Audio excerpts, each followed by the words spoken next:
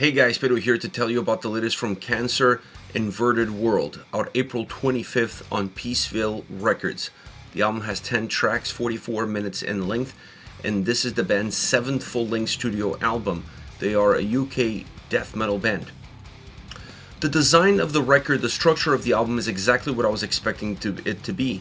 It's an album that's very cohesive, very concise, and it doesn't really deviate too much from that beaten path, creating a more linear perspective across all 10 songs.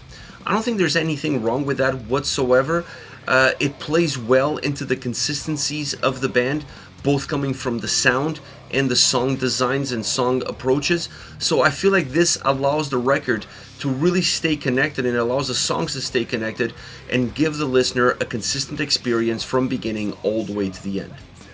Once you get into the sound of the album, I think you need to listen to not even one song. I think you need to listen to 1 minute or half a minute of any track on this album, and you know you're listening to Cancer. They have a very distinct sound. They have a very distinct approach. They have a very distinct production behind their sound, and all of these statements are true on this album. It's not an overly polished record, as I was not expecting it to be either. It's an album that has a little bit of an old school approach to how death metal used to sound like, having a little bit more of a rugged experience on the guitar sound, specifically on the heavier sound of the guitars, pushing those guitars a little bit into the forefront, moving the drums behind the guitars, almost feeling like the drums are at a distance, and then floating above it, you have the vocals. That's pretty much the style and the approach, not just on this record, but I feel like that's a very predominant approach as far as the band is concerned over their discography. So this album doesn't change their DNA, doesn't change their way of approaching not only songwriting but song production, and allows the album to feel heavy, to feel brutal, to feel dark at times. It's a dark album, both from what the sound offers to the listener, but also from a lyrical content standpoint, and also how the vocals interact with that lyrical content in the context of the overall soundscape of this album. So expect a Cancer record through and through, old school death metal, unpolished to a certain degree, specifically more on the guitar sound for sure. Very guitar focused, very guitar driven album, as having that as one of the main pillars of the foundation of this record. Then pushing the drums behind it, the drums now coming in not more polished, but with a more defined, a little bit more crisp sound, but like I said, a little bit at the distance. So the impact that the drums have on the record, in certain songs they help with the heaviness of the songs, with the brutality of the songs, but in most of the tracks on this record, they really fill in the back end of the sound, allowing the guitars to have that freedom to roam above them and to really drive the record forward.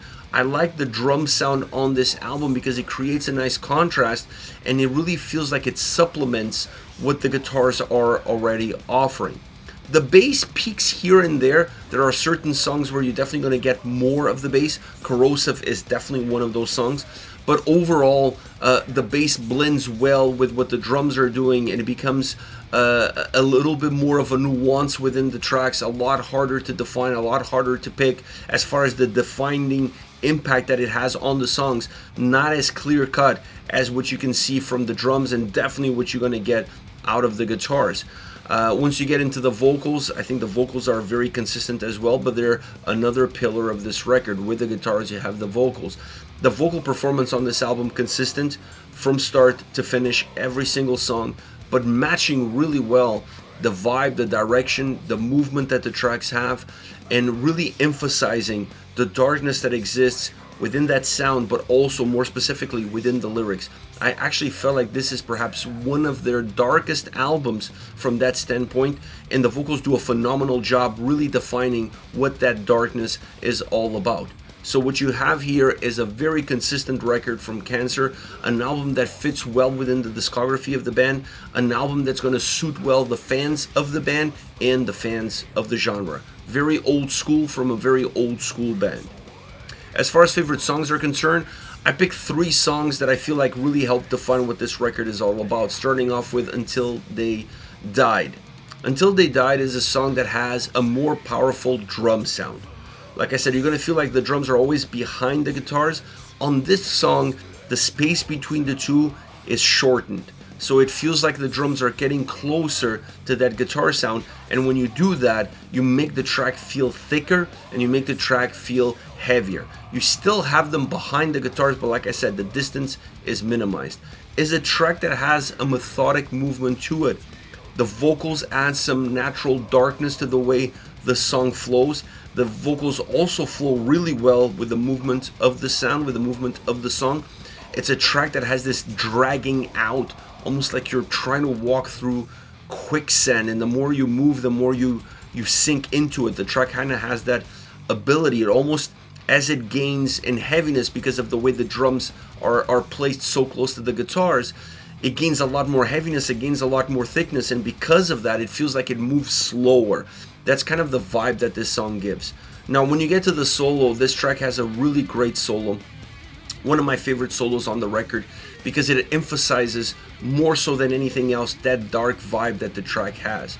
It's a very traditional Cancer style track from a structural standpoint, and even the impact that the solo has on the song itself.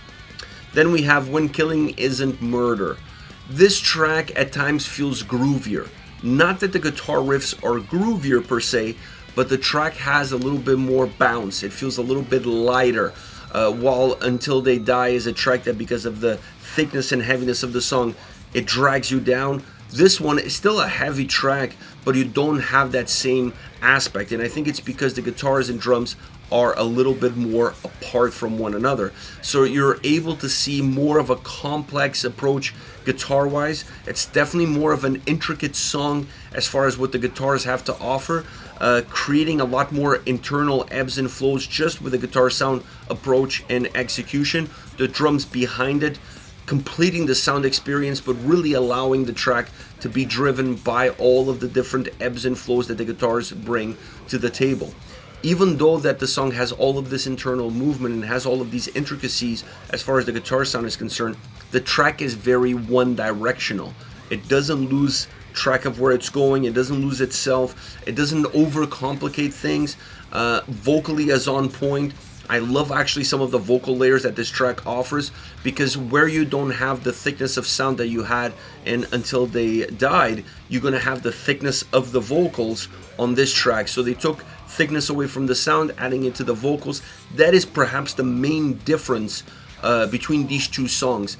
And I think that's an interesting difference, because when you look at the structure of the tracks, I felt like the tracks were very equal to one another in quality and in execution.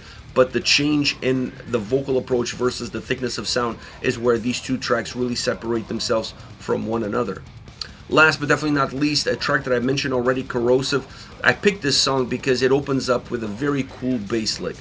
And the bass opening of this track sets a different mood for the song.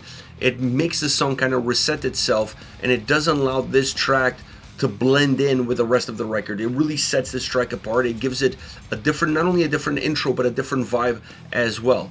It changes the dynamics of the song. It's a song that has a great chorus. Simple, to the point, memorable, but that's what you need on a track like this. Is a track that has a more defined, rugged guitar heaviness to it, a little bit more distortion on the tail end of the guitar sound. That sets also this track apart, because while that exists on almost every single song, on this track specifically, it's more noticeable, it's more predominant. And it's also a track that has a phenomenal solo. This track, the solo on this track, really brings not only an old school flavor of death metal to the song, it makes the track feel more complex than what it actually is, because it's a straightforward song, and it's straightforward in all of its pieces and all of its elements, with the exception perhaps of how the solo lands on the track, more so than the execution and what it offers to the mood of the track itself. This is it, Cancer with Inverted World, out April 25th on Peaceville Records. Let me know your thoughts on the band. Hit me up in the comment section. I'll see you all in the next video. Take care, guys.